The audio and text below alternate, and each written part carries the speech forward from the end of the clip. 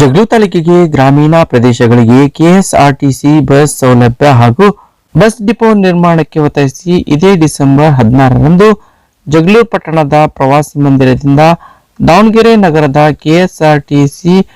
ಕಚೇರಿವರೆಗೆ ಕಾಲ್ನಡಿಗೆ ಜಾಥಾ ನಡೆಸಲಾಗುವುದು ಎಂದು ಹೋರಾಟ ಸಮಿತಿ ವತಿಯಿಂದ ಪಟ್ಟಣದ ಕಾರ್ಯನಿರತ ಪತ್ರಕರ್ತರ ಸಂಘದ ಕಚೇರಿಯಲ್ಲಿ ಪ್ರಗತಿಪರ ಸಂಘಟನೆಯ ನೇತೃತ್ವದಲ್ಲಿ ಸುದ್ದಿಗೋಷ್ಠಿಯನ್ನು ಹಮ್ಮಿಕೊಳ್ಳಲಾಗಿತ್ತು. ಇದೇ ವೇಳೆ ಕರ್ನಾಟಕ ನವ ನಿರ್ಮಾಣ ವೇದಿಕೆಯ ರಾಜ್ಯಾಧ್ಯಕ್ಷ ಮಹಾಲಿಂಗಪ್ಪ ಜೆ ಸುದ್ದಿಗೋಷ್ಠಿಯನ್ನು ಉದ್ದೇಶಿಸಿ ಮಾತನಾಡಿದವರು, ಇದೇ ಡಿಸೆಂಬರ್ 16ರಂದು ಜಗಳೂರು ಪಟ್ಟಣದಿಂದ ಪ್ರಗತಿಪರ ಹಾಗೂ ಕನ್ನಡ ಪರ ಹಾಗೂ ದಲಿತ ಮತ್ತು ರೈತ ಪರ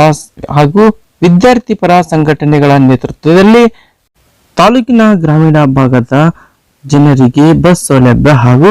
ಬಸ್ ಡಿಪೋ ನಿರ್ಮಾಣಕ್ಕೆ ಒತ್ತಾಯಿಸಿ ಜಗಳೂರಿನಿಂದ ಪಾದಯಾತ್ರೆ ಮೂಲಕ ದಾವಣಗೆರೆ ನಗರದ ಕೆಎಸ್ಆರ್ಟಿಸಿ ಕಚೇರಿಗೆ ಮುತ್ತಿಗೆ ಹಾಕಿ ಪ್ರತಿಭಟನೆ ಹಮ್ಮಿಕೊಳ್ಳಲಾಗಿತ್ತು. ಎಲ್ಲ ಸಂಘ ಸಂಸ್ಥೆಯವರು ಹಾಗೂ ಸಾರ್ವಜನಿಕರು ಈ ಮುಷ್ಕರದಲ್ಲಿ ಪಾಲ್ಗೊಂಡು ಯಶಸ್ವಿಗೊಳಿಸಬೇಕು ಎಂದು ಆಗ್ರಹಿಸಿದರು. ಈ ಸಂದರ್ಭದಲ್ಲಿ ಎಸ್ಎಫ್ಐ ಜಿಲ್ಲಾ ಮುಖಂಡ ಅನಂತರಾಜ್, ಡಿಎಸ್ಎಸ್ ಸಂಚಾಲಕ ಸತೀಶ್, ಕರ್ನಾಟಕ ರಾಜ್ಯ ರೈತ ಸಂಘ ಹಸಿರು ಸೇನೆ ನಂಜುಂಡಸ್ವಾಮಿ ಬಣದ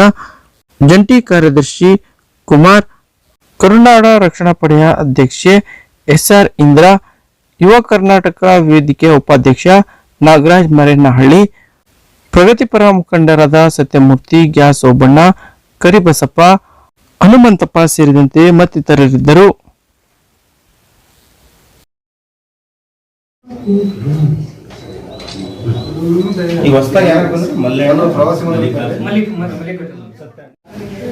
ಜಗಳೂರು ತಾಲೂಕಿನ ಏನು ಸರ್ಕಾರಿ ಡಿಪೋ ನಿರ್ಮಾಣ ಮಾಡಬೇಕು ಅಂತ ಹೇಳಿ ಒತ್ತಾಯಿಸಿ ದಿನಾಂಕ 16ನೇ ತಾರೀಕು ಜಗಳೂರಿನಿಂದ ಏನು ಡಾಕ್ಟರ್ ಬಿ ಆರ್ ಅಂಬೇಡ್ಕರ್ ವೃತ್ತದಿಂದ ಪಾದಯಾತ್ರೆಯನ್ನು ಪ್ರಾರಂಭ ಮಾಡಿ 17ನೇ ತಾರೀಕು ಮಂಗಳವಾರ ನಾವು ಕೆಎಸ್ಆರ್ಟಿಸಿ ಕಚೇರಿಗೆ ಮುತ್ತಿಗೆ ಹಾಕ್ತಕ್ಕಂಥ ಒಂದು ಹೋರಾಟವನ್ನು ಮಾಡ್ತಾ ಇದೀವಿ.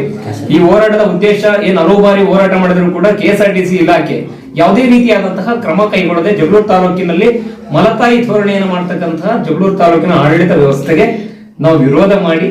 16ನೇ ತಾರೀಕು ಪಾದಯಾತ್ರೆಯನ್ನು ಮಾಡ್ತಾ ಇದೀವಿ. ಈ ಪಾದಯಾತ್ರೆಯಲ್ಲಿ ಜಗಳೂರು ತಾಲೂಕಿನ ಕನ್ನಡ ಪರ, ಮಹಿಳಾ ಪರ, ದಲಿತ ಪರ, ವಿದ್ಯಾರ್ಥಿ ಸಂಘಟನೆಗಳು, ಯುವಜನ ಸಂಘಟನೆಗಳು, ಕಾರ್ಮಿಕ ಸಂಘಟನೆಗಳು ಹೆಚ್ಚಿನ ಸಂಖ್ಯೆಯಲ್ಲಿ ಹೋರಾಟಕ್ಕೆ ಬೆಂಬಲವನ್ನು ಕೊಟ್ಟಿದ್ದಾರೆ. ಈ ಹೋರಾಟವನ್ನ ನಾವು ತಾರ್ಕಿಕ ಅಂತ್ಯವನ್ನ ಕಾಣಿಸಬೇಕು ಅನ್ನೋ ಉದ್ದೇಶದಿಂದ ಈ ಒಂದು ಪಾದಯಾತ್ರೆಯನ್ನ